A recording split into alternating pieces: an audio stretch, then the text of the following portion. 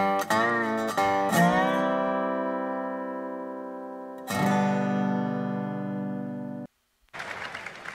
want to get a gun. I do. I really do. I never had that feeling before till I moved out to Los Angeles. This city just messes with your mind, you know? It's overpopulated, technically doesn't have a water supply, right? The dollar's crashing. Shit keeps you up at night. You're just thinking, what am I gonna do when the zombies come? Right? Start reading up on shit, get some powdered food, plant some zucchini, get a windmill, right? And that's all well and good, but if you don't know how to fight, all you're doing is gathering supplies for the toughest guy in the block. Right? Just thinking about that. What am I gonna do? Some dude turns me upside down, starts shaking the gold coins out of my pockets. I gotta get a gun. Welcome to California, Mr. Bill Burr. Hey, everybody. Welcome to Coffee with Craig, where we talk about Second Amendment, firearms, politics. We talk about it all, but largely relating to the Second Amendment. So, welcome. Please take the time to like and share this video so that your friends can join us in the conversation. So, what is Bill Burr talking about here? He's talking about being in the state of California and feeling unsafe, in particular in the city of Los Angeles. Big surprise. But the city of Los Angeles is one of those municipalities, or the state of California, who completely and utterly do not respect the right to keep and bear arms. And yet, what we've seen is a significant increase in the number of firearm purchases over the last 20 years, in particular, over the last decade.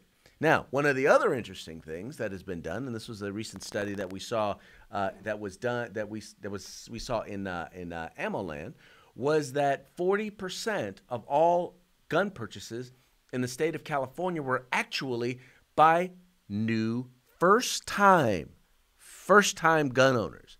That means that they were talking about expanding beyond those who are part of the traditional gun culture. And that's important because a lot of folks are saying the left wants you to believe that gun ownership is dying in America, that fewer and fewer people are owning more and more guns. Well, what this is showing you in California, because, here in California, we actually do track gun purchases.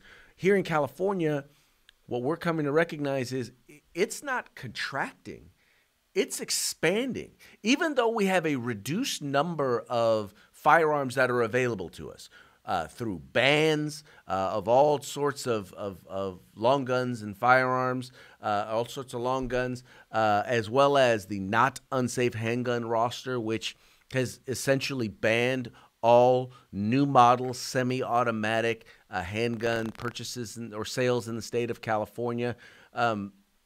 You're seeing a significant increase in the number of gun owners in the state of California. Not just the number of guns, but the number of gun owners in the state of California. In particular, when this is occurring is after major incidents. This is part of a study right here that was done that showed firearm purchases after significant incidents. This one was Sandy Hook, and the other one was the shootings in San Bernardino. In this, they note that they studied the two periods. 90% were male, and approximately 70% were white. I don't know why that's important, but it's noting that there's those are a lot of the purchases. First acquisitions accounted for 40% of all acquisitions in the year before Newtown shooting, and 32% in the year following the San Bernardino shootings. Now, why is this all important?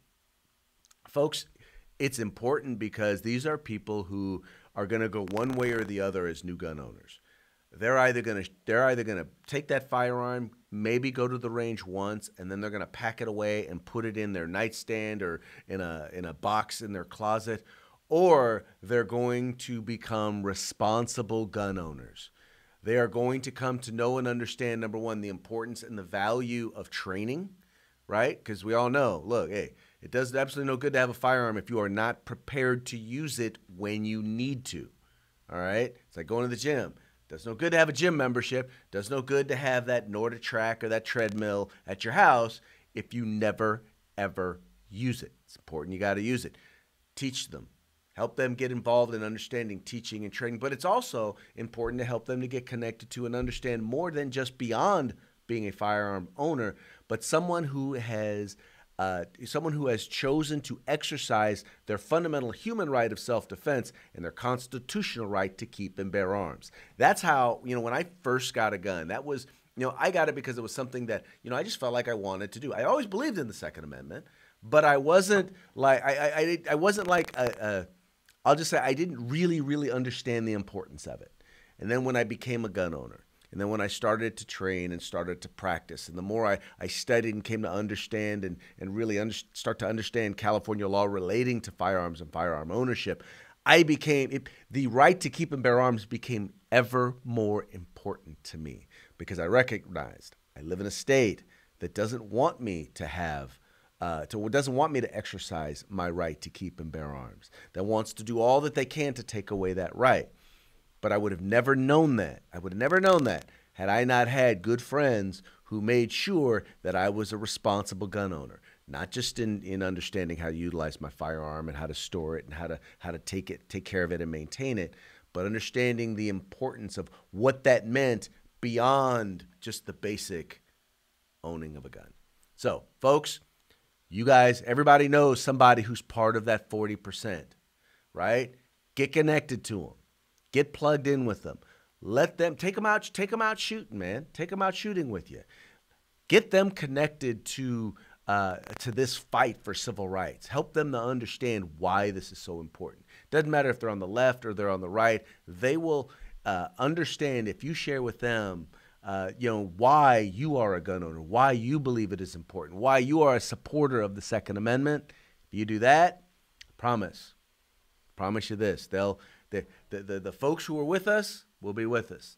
And the folks who are against us, well, they're probably just going to take that gun and store it away, and they're really not going to be much of a problem in that case, are they? Anyway, that's going to be it for today's Coffee with Craig, folks. Thank you so much for tuning in and being a part of the fight for our civil rights. We got to use them or we're going to lose them. We'll talk to you guys later.